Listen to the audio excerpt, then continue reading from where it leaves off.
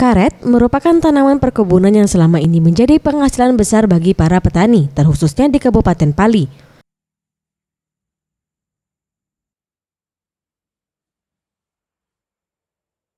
Namun tak hanya getahnya saja dari pohon karet ini yang bisa diambil. Seperti masyarakat di Desa Jeramba Besi, Kecamatan Talang Ubi, Kabupaten Pali, yang menjadikan biji karet sebagai makanan khas di desa mereka, yaitu dodol yang diberi nama dodol biji karet Ilok Nia.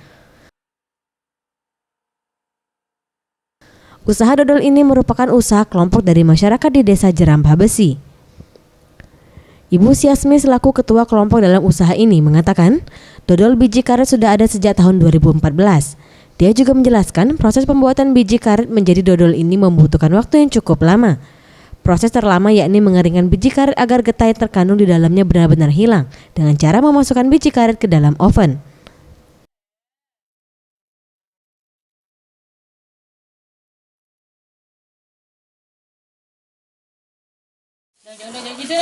Dari tahun 2014, sudah 3 tahun. Dodol juada, ijat balam, Ilok Nia, biji karet, kelapa, gula putih, gula batok, tepung ketan, tepung beras.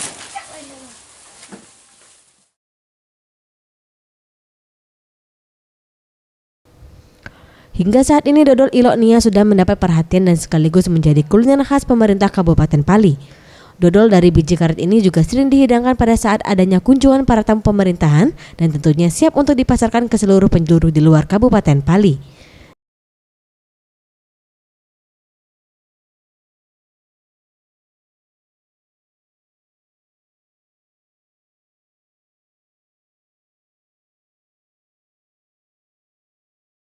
Tim Liputan Sriwijaya TV.